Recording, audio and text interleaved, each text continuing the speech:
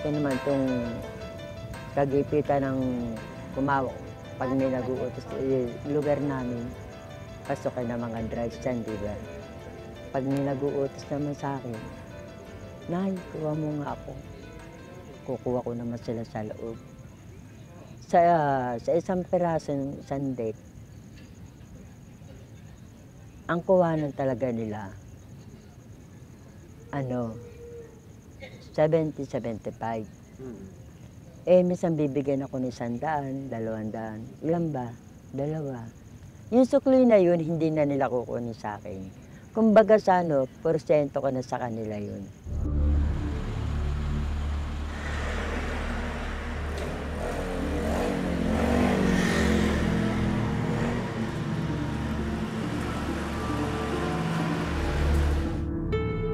Pag kumukuha ko nito, ang kuha ko lang, 75. Ito yung items na sinasabing shabu. Ito lang ang tarihan nila. Tarihang 75 to. Minsan nga may mas maliit pa nga rito, payat na payat. Ito medyo marapat pa ng konti eh. Minsan wala pang laman. Ito buti nga malaman eh.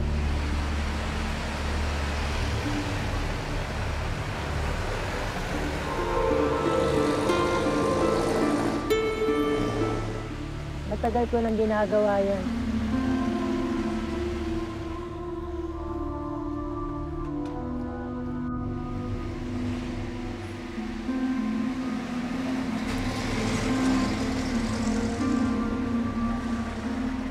Siyempre, matanda na naman ako eh. Yung lugar namin na yun, hindi marindi. Baka mamaya, di natin alam may mga polis na di sa tabi ko.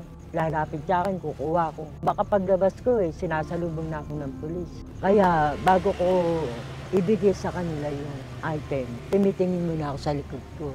Baka pala, andyan na pala. Mahirap matanda na ako kung makukulong pa ako. Sa loob na ako mamamatay.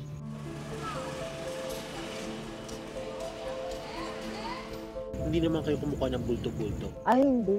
Mahirap kasi kung kukuha ka, baka mamaya yung bahay ko yun Minsan lang hinalungkat ng mga pulis yun Nag-uusap kami nung anak kong panganay, may nagpahuli sa anak ko.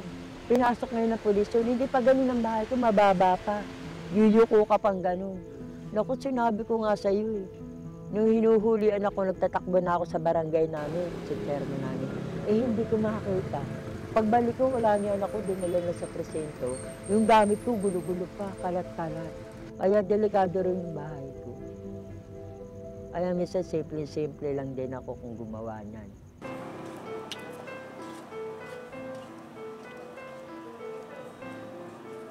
Sabi nila nagbabago yung presyo. Minsan daw mataas, minsan mababa. Oo, lalo ngayon mababa.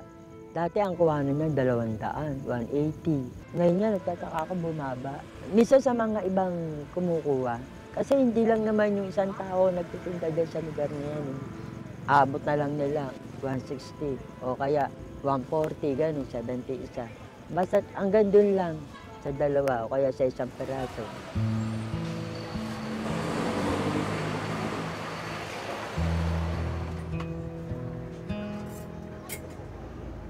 Siyempre, kumita na ako Kung ano naman yung bili ko ng gaas, bili kong kandila, bili ko ng sabon, sa pang-araw-araw na ginagamit namin.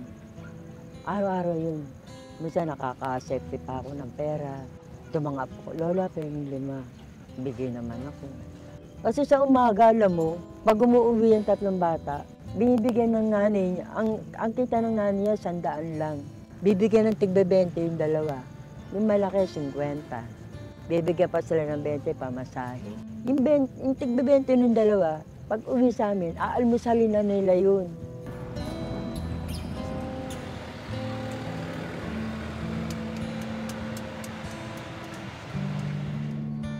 Siyempre, kailangan mo rin yan para sa mga apo ko Kaya napilitan na rin ako, mawak na rin ako sa patalim. Kung bata-bata lang ako baka nag-prostitute ako kaya rin sinipatatanggap sa akin, matanda na ako. Hindi naman para sa akin. Dumating nga ang Pasko't Bagong Taon, wala akong nabili sa katawan ko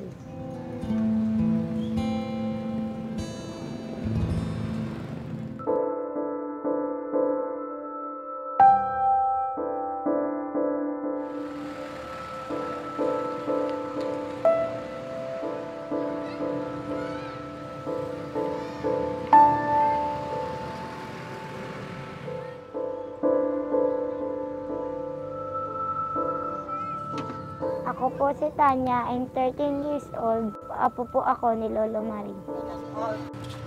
Sando ka na? Unaba ko yung bigas. Yung totoo ko pong tatay, sabi daw po, patay na daw po. Pero may nakakita naman po na buhay pa. Para tinatagwa lang daw po yung asawa kasi daw po, kapag hindi daw po napag-uwi ng pera yung papa ko, inaano daw, pinapabugbog sa tatay niya. Tapos minsan naman po, hindi siya pinapakain. Sa labas po siya pinapatulog. Ano kumain? Lalabas ka pa?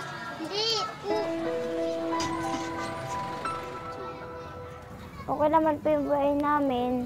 Nakakapag-aral naman po ako. Napag-aral po ako ni Lola. Galing po sa pagrarunner yan. Yung utusan po siyang kumuha po ng drugs.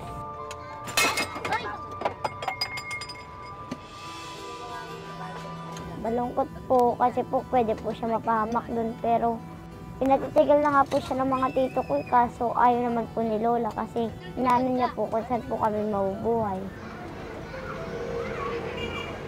Naawa po ako sa lola ko tsaka sa mga kapatid ko kasi po nagtitiis po kami, nagra-runner po yung lola ko. Kahit na mapahamak, makakain lang po kami at mapag-aral niya. Gusto mo yan, ha? Nasabi ko po, Lola, tigilan mo na yung runner, baka mamaya mapahamak ka pa, lalo po lalaki yung problema natin. Kinakain kayo. Lalagyan mo nga lang. Pasok ka bukas, hoy. Wala. Ha? Natatakot po, syempre po natatakot ako kasi po baka isang araw mahuli po siya o makulong. Wala na po kami kasama, wala na po magpapaaral sa amin, wala na po mag-alaga sa amin. Lalo paano nakakatay niya yung sarili.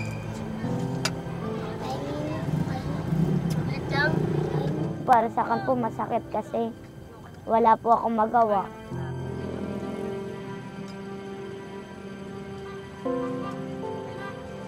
Kung may magagawa lang po ako, di sana po naihawan ko na yung mga magulang ko sa hirap. Pati na rin po yung mga lola ko tsaka mga tiyahin ko po.